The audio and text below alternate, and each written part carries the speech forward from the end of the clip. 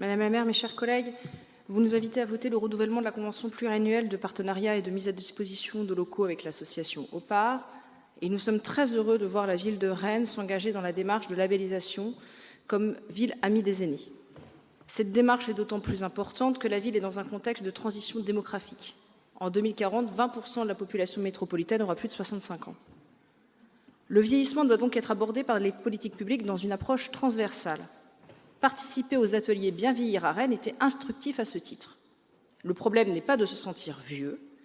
Les participantes et participants parfois très âgés ne se sentaient pas forcément vieux et ne voyaient pas les problèmes qu'ils et elles rencontraient au quotidien comme étant liés à leur âge.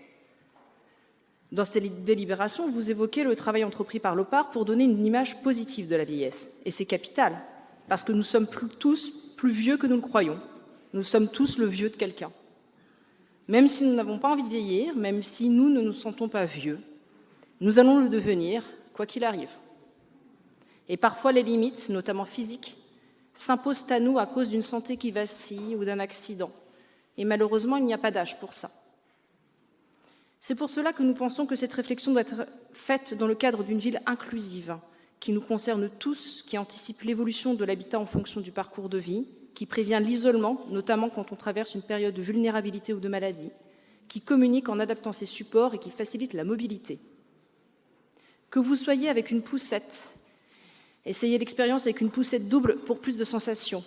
En fauteuil roulant, en béquille, avec de jeunes enfants, vous vous rendez vite compte que la ville n'est pas faite pour ceux dont la mobilité et l'équilibre, par exemple, sont réduits temporairement ou irrémédiablement, quel que soit l'âge.